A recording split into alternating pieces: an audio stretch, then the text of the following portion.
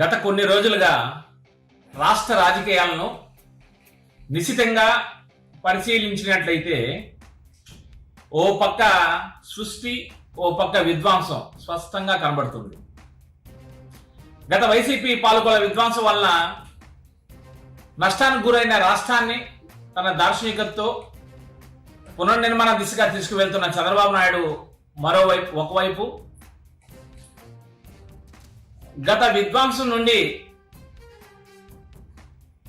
మరలా రాష్ట్రాన్ని తన విద్వేషపూరిత మాటలతో రఫా నరికేయండి, చీకటిలో కనుసైగతో చంపేయండి, అలాగే ప్రజలపై దండయాత్రలతో భయభ్రాంతులు చేస్తూ రాష్ట్రానికి వస్తున్న పెట్టుబడులను రానియకుండా రాష్ట్రంలో అలజడులు సృష్టించాలనే ఒక దుష్ట పన్నాగంతో జగన్మోహన్ రెడ్డి గారు అనే రాష్ట్రంలో విధ్వంసం సృష్టిస్తున్నారు. ముఖ్యంగా చంద్రబాబు నాయుడు గారు గత చరిత్రలో మునిపెన్నడూ లేని విధంగా డిఎస్సి నోటిఫికేషన్ దాదాపు 16,347 పోస్టుల్ని నోటిఫికేషన్ ఇచ్చి ఎగ్జామ్స్ నిర్వహించి ఉద్యోగాలు కూడా త్వరలో ఇవ్వబోతున్నారు.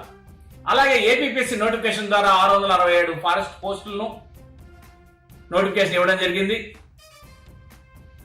అలాగే క్రిస్ సిటీ ద్వారా దాదాపు 4.67 lakhs ఉద్యోగ అవకాశాలు కాంగ్రెస్ విశాఖకి తీసుకురావడం వల్ల 12,000 ఉద్యోగ అవకాశాలు యువతకి కలుగుతున్నాయి.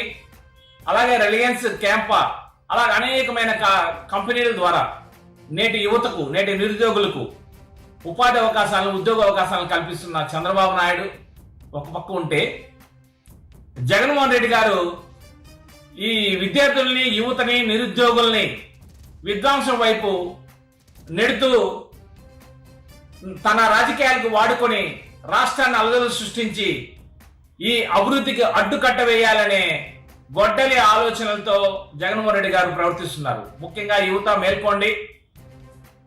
మనమందరం కూడా రాష్ట్రం కోసం అహర్నిశలు కృషి చేస్తున్న చంద్రబాబు నాయుడు గారికి అండగా నిలబడి ఈ విధ్వంసకర వైసీపీ నేతల దుష్ట చర్యలను తిరగబడాల్సిన అవసరం ఎంతైనా ఉందని తెలియజేసుకుంటున్నాం.